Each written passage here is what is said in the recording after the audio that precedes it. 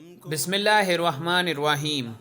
آپ نے نبی کریم صلی اللہ علیہ وسلم سے پوچھ رہا دوسری سند اور ہمیں اسحاق بن منصور نے خبر دی، کہا کہ ہمیں عبد الصمد نے خبر دی، کہا کہ میں نے اپنے باپ عبد الوارث سے سنا، کہا کہ ہم سے حسین نے بیان کیا اور ان سے ابن بریدہ نے کہا کہ مجھ سے عمران بن حسین رضی اللہ تعالیٰ عنہ نے بیان کیا، وہ بواسیر کے مریض تھے۔ انہوں نے کہا کہ میں نے رسول اللہ صلی اللہ علیہ وسلم سے کسی آدمی کے بیٹھ کر نماز پڑھنے کے بارے میں پوچھا۔ آپ نے فرمایا کہ افضل یہی ہے کہ کھڑے ہو کر پڑھے، کیونکہ بیٹھ کر پڑھنے والے کو کھڑے ہو کر پڑھنے والے سے آدھا ثواب ملتا ہے، اور لیٹے لیٹے پڑھنے والے کو بیٹھ کر پڑھنے والے سے آدھا ثواب ملتا ہے۔ نبی کریم صلی اللہ علیہ وسلم کی زندگی میں جب کوئی خواب دیکھتا تو آپ سے بیان کرتا۔ آپ صلی اللہ علیہ وسلم تعبیر دیتے۔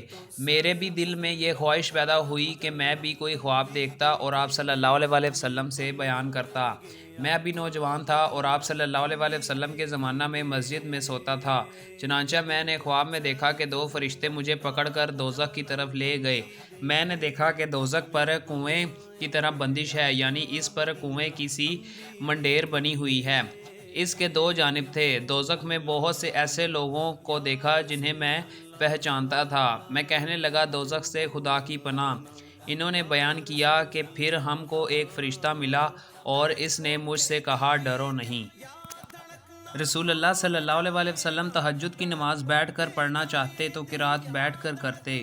جب تقریباً 30-40 آیتیں پڑھنی باقی رہ جاتی تو آپ انہیں کھڑے ہو کر پڑھتے، پھر رکوع اور سجدہ کرتے، پھر دوسری رکعت میں بھی اسی طرح کرتے۔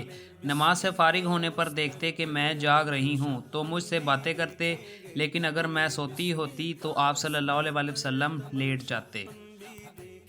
میں نے نبی کریم صلی اللہ علیہ وسلم سے بیٹھ کر نماز پڑھنے کے بارے میں پوچھا تو آپ صلی اللہ علیہ وسلم نے فرمایا کہ کھڑے ہو کر نماز پڑھنا افضل ہے، لیکن اگر کوئی بیٹھ کر نماز پڑھے تو کھڑے ہو کر پڑھنے والے سے اسے آدھا ثواب ملے گا، اور لیٹ کر پڑھنے والے کو بیٹھ کر پڑھنے والے سے آدھا ثواب ملے گا۔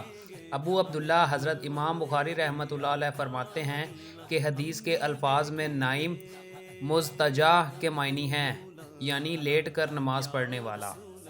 یہ خواب میں نے اپنی بہن حضرت حفصہ رضی اللہ تعالیٰ عنہ کو سنایا اور انہوں نے رسول اللہ صلی اللہ علیہ وسلم کو تعبیر میں۔ آپ صلی اللہ علیہ وسلم نے فرمایا کہ عبداللہ بہت خوب لڑکا ہے، کاش رات میں نماز پڑھا کرتا۔ راوی نے کہا کہ آپ صلی اللہ علیہ وسلم کے اس فرمان کے بعد عبداللہ بن عمر رضی اللہ تعالیٰ عنہ رات میں بہت کم سوتے تھے، زیادہ عبادت ہی کرتے رہتے۔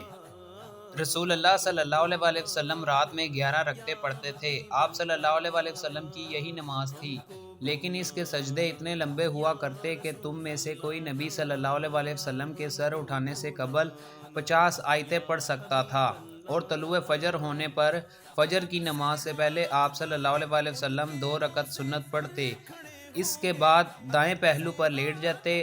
آخر مؤذن آپ صلی اللہ علیہ وسلم کو نماز کے لیے بلانے آتا۔ جبرائیل علیہ السلام ایک مرتبہ چند دنوں تک نبی کریم صلی اللہ علیہ وسلم کے پاس وحی لے کر نہیں آئے تو قریش کی ایک عورت ام جمیل ابو لہب کی بیوی نے کہا کہ اب اس کے شیطان نے اس کے پاس آنے سے دیر لگائی۔ اس پر یہ صورت اتری، وَالضُّحَىٰ وَاللَّيْلِ إِذَا سَجَىٰ مَا وَدَّعَكَ رَبُّكَ وَمَا قَلَىٰ۔